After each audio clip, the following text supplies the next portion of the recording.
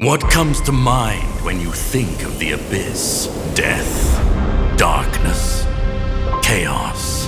But the abyss was never just evil for the sake of being evil. The true motives behind each abyss hero's desperate fight for survival deserve to be heard and understood. The abyss. A perilous place where resources are scarce and only the strongest survive. Shattered, broken, and charred landscapes. These are the raw visual elements that form the abyss. We want players to feel from their very first glimpse that this is a realm hostile to life itself. The Fire Demon Fortress stands among the barren expanse of scorched earth, its structures jutting out like menacing fangs, ready to bite.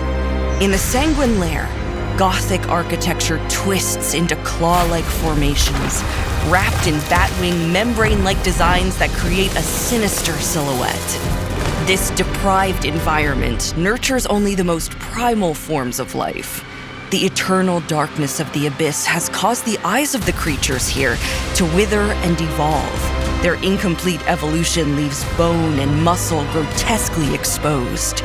Beyond the merciless environment, the abyss harbors an even darker threat, the power of the God of Darkness.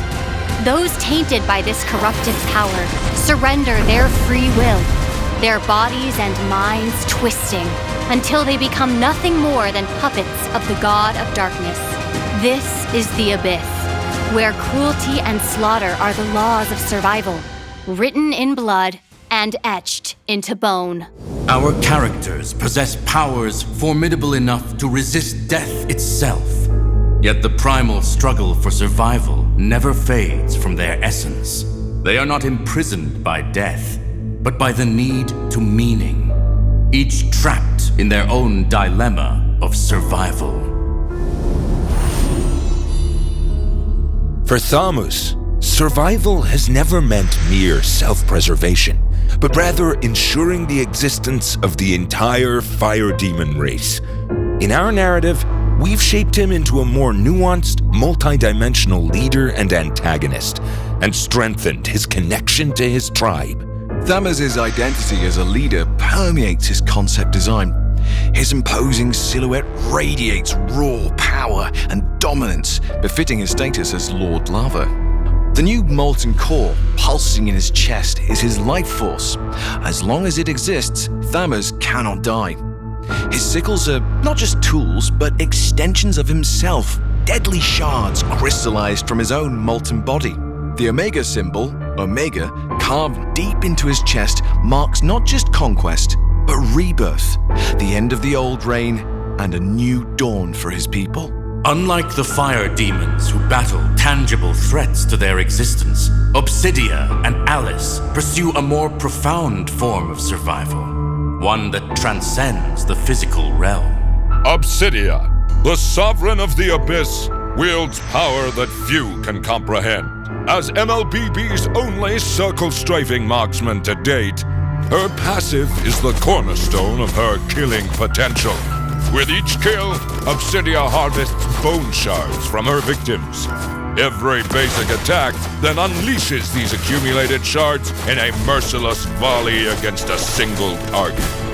This terrifying sustained damage allows her to dominate the late game with overwhelming firepower, killing enemies with deadly grace. This is Obsidia, and she's here to reclaim her power through merciless slaughter. For Obsidia, I designed a living weapon that evolves with her deadly power. At first, the weapon appears as merely a spine, fragile and incomplete. As the slaughter begins, it feeds on the essence of her victims, sprouting aggressive, barbed vertebrae along its length. With each kill, it grows more ravenous, eventually transforming into an instrument of death and destruction. This is the dark gift bestowed by the God of Darkness. The more merciless the slaughter, the further the wielder ascends above mortal beings.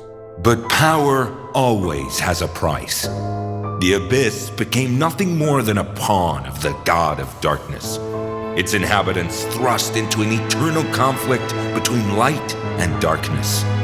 Obsidia herself fell under the God of Darkness's dominion, reduced to a mere puppet, stripped of will and choice. A fate worse than death. What Obsidia truly desires is spiritual sovereignty, a state where no entity, mortal or god, can bend her will. This freedom is the true survival she so desperately pursues. After exploring Obsidia's journey of growth and transformation, we chose to center her promotional video around the theme of confronting oneself. In her dream, you witness Obsidia facing her old self, the corrupted vessel and thrall of the god of darkness. This past incarnation appears murky, distorted, and radiating with the power of darkness. When Obsidia resolutely destroys this shadow in her dream, she delivers a defiant blow against her past. This confrontation transcends mere physical combat. It represents Obsidia directly facing her spiritual dilemma, darkest night before her soul's awakening. Alice's dilemma isn't born from external threats, but springs from the bottomless desires within her own heart. Her insatiable hunger for power, status, and strength drives her to fill that void by dominating others. An endless cycle of taking, but never being satisfied. This obsession stems from her past, where she was manipulated and exploited under the guise of love. After her awakening, she shattered the chessboard of fate with her own hands to become the player instead of the pawn, never relying on anyone else again. She seeks only to satiate her boundless desires and ambitions. With Alice's new look, she now wears the crown symbolizing her family's honor upside down on her thigh, a brutal statement as she tramples underfoot everything her lineage once treasured. I also incorporated more decorative elements crafted from blood to enhance the viscerality and sense of power befitting of the Queen of Blood. Her wings feature skeletal structures resembling a predator's claw, a visual manifestation of her domination over her prey. Every aspect reflects Alice's complete severance from her past and rebirth as the Queen of Blood. Yet ascending the throne hasn't guided her toward truly living. Her insatiable greed, her need to control, and her endless desires continue to be her prison. While both Obsidia and Alice struggle to escape their spiritual prisons, they walk drastically different paths in their quest for survival. In her relentless pursuit of a better existence, Alice would endure any torment as long as it led to greater power and status. Even as Obsidia's imminent revival casts unknown dangers, Alice continues her cold calculations, seeking to exploit any power she can. The spawns of decay, the Sovereign's blood, Obsidia, and Thamos. But Obsidia stands as the undisputed sovereign, a ruler in spirit and essence. The only existence she will accept is her true self. She once reigned at the pinnacle of power, only to become a puppet of divinity. It's precisely because of this fall from grace that she understands the value of free will and what it truly means to live. Obsidia's story is not only written in words, it is also reflected in the music. We used musical notes to echo the will of her abyss, weaving an intricate, layered melody. As the strings build into 4 interwoven parts, they traverse between different sections, mirroring her inner struggles and entanglements. The composition features percussion elements to match Obsidia's identity and skills. Ominous footsteps getting ever closer, each step heralding a lash of her weapon, each step marking another kill. The bones gradually come together as the chilling image of the Sovereign appears before us. Combined with alternating low and high, high and low piano notes, we created a sensation of abyss creatures gazing upward in reverence while she looks down upon her subjects. Thus, the Sovereign of the Abyss returns once more, walking the path of a godslayer. In the cinematic trailer, even though Obsidia and the God of Darkness have become one in flesh, she still sought to become the edge that will destroy their mutual existence. What fascinates me about Obsidia is her willingness to sacrifice her physical self for her spiritual freedom. She's someone who would stake her existence on a gamble. The cold, ruthless sovereign of the abyss. In the final scene, the hauntingly beautiful shot of ancient blood spilling across the frame illustrates her will to find life through death. To truly live is to be free, perhaps when her body perishes in the moment of her rebirth. Back in the present, Obsidia, whose physical form once perished, has revived from her cocoon, which also wakened the Night Palace. Light dances through the depths as plankton drift about and bone-like rocks begin to spiral. The Night Palace once again pulses with life. The Night Palace, the instrument of Obsidia's revival, naturally became the stage of the cinematic trailer, drawing Alice, Thamos, and Dairath into its halls through some unexplained force.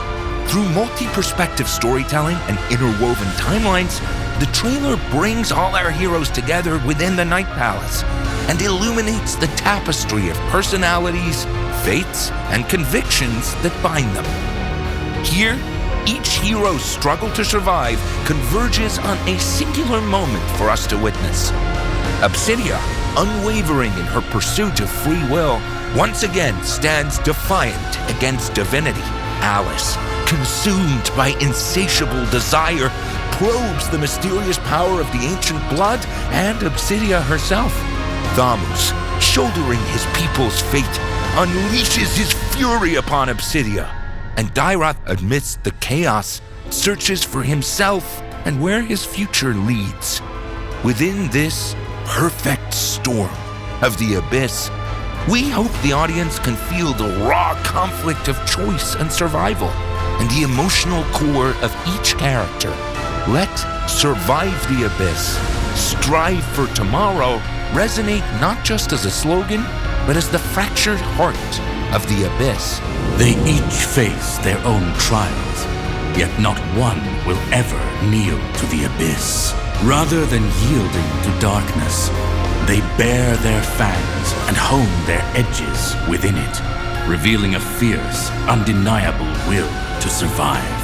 This is the abyss, a realm of darkness where survival has taken on profound meanings. Let us witness the struggles, the anguish, and the unwavering resolve of each hero in their rawest form.